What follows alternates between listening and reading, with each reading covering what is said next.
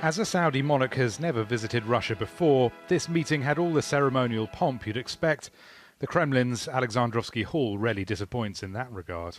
A grand setting for a handshake that confirms the altered power dynamics in the Middle East. Dear colleagues and friends, let me warmly greet you in the capital of Russia, Moscow.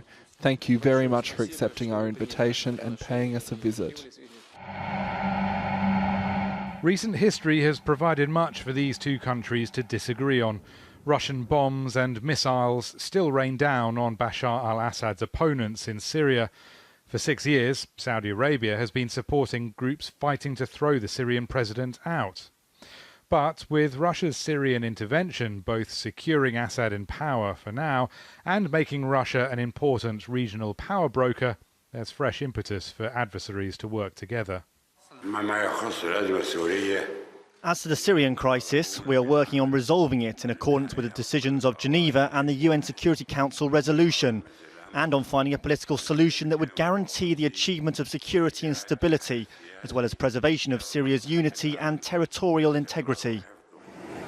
Away from the battlefields, Russia and Saudi Arabia have been cooperating for some time. Over the last year, together with OPEC, they've limited oil production to boost prices. And the Saudi visit is as much about the dozen or so energy, trade and investment agreements that have been signed here as it is about politics. Riyadh will put money into Russian transport infrastructure, and there'll be a joint platform for investing in energy projects. But much of this probably wouldn't have happened if Saudi Arabia, along with countries like Turkey, Israel, Jordan and Egypt, hadn't noticed a marked decrease in US influence and interest in the Middle East. King Salman is just the latest in a long line of Middle Eastern leaders to visit Russia. Although the US still commands a preeminent position in the region, rulers like King Salman have decided that these days it's wise to deal with Russia too. Rory Challens, Al Jazeera, Moscow.